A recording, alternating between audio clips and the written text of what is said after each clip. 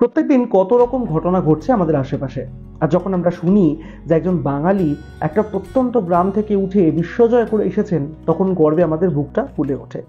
আর যখন আমরা এটা জানতে পারি যে সে কতটা কষ্ট করেছে ছোট্টবেলা থেকে তার স্বপ্নকে হাতে পাওয়ার জন্য, তখন আমাদের গর্বে বুকটা আরেকটু চওড়া হয়ে ওঠে। ঠিক তেমনই একটা গল্প বলবো বলে আজকে হাজির হয়েছি আপনাদের সামনে। আপনাদেরকে নিয়ে যাব পূর্ব বর্ধমান জেলার মেমারিতে। সেখানেই একটা ছোট্ট গ্রাম রয়েছে, আর সেই গ্রাম থেকেই এসেছেন সাগর আলী। তবে কে এই সাগর আলী? কেন তার হঠাৎ করে এত নামডাক? পেপারে বলুন, ইন্টারনেটে বলুন, যেখানেই খেলার খবর দেখবেন সেখানেই এই সাগর আলীর নামটা ভেসে উঠবে। কিন্তু এই সাগর আলী কি এমন করে ফেলেছেন এই অল্প বয়সে, সেটা বলবো বলে এই ভিডিওতে হাজির হয়েছে আপনাদের সামনে।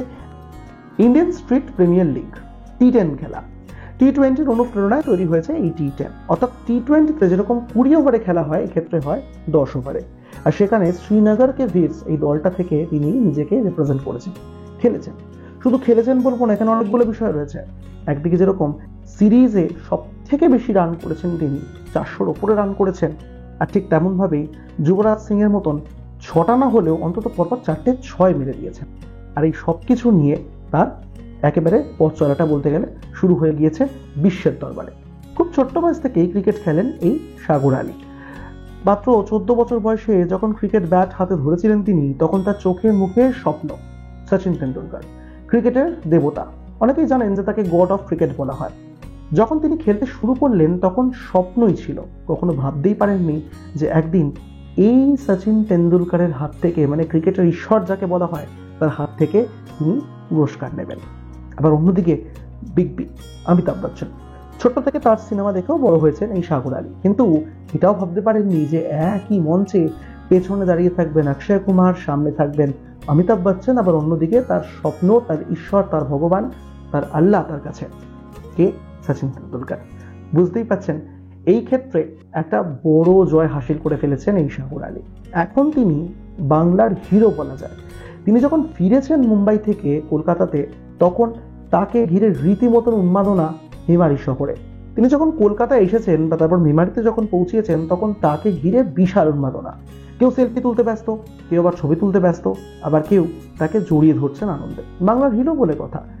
আর এই সবকিছুর মধ্যেই একটা সংবাদপত্রে তিনি সাক্ষাৎকারে জানিয়েছেন যে যখন মুম্বাই থেকে তিনি ফিরছেন কলকাতায় প্লেন ধরার জন্য, তখনও তার বিশ্বাস হচ্ছে না যে ঠিক কি কি ঘটনা তার সঙ্গে ঘটে গিয়েছে। বেশ মোটা অঙ্কের টাকা দিয়ে তাকে সেই দলে সাইন করানো হয়েছিল। জেতার পর তাকে 2 দফায় আরো বেশ কিছু মোটা অঙ্কের টাকা পুরস্কার হিসেবে দেওয়া হয়েছে। এই সব কিছু তো রয়েছেই। তিনি এখন সদ্য বাবা হতে যাচ্ছেন, আর আগামী দিনে তার সন্তানের জন্য এই টাকাটা তিনি রেখে দেবেন বলেও জানিয়েছেন এক সংবাদপত্রের সাক্ষাৎকারে। আর এই সাগর আলী এখন রীতিমতন বাংলার আইকন, রীতিমতন বাংলার হিরো। বারংবার এই সাগর আলী একটা কথাই বলছেন, ভাবতেই পারেননি যে সচিন তেন্ডুলকর তাকে এভাবে পুরস্কৃত করবেন। আবার বিগ বি মানে অমিতাভ বচ্চন তার পিঠ চাপড়ে দেবেন।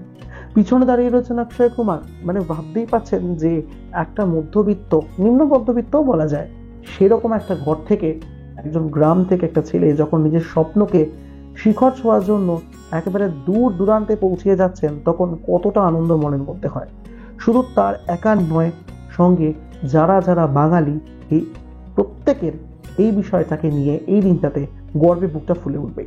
তাই এক ঝলকে মিডিয়ার টিমের তরফ থেকে সাগর আলীর জন্য রইল অনেক অনেক অভিনন্দন।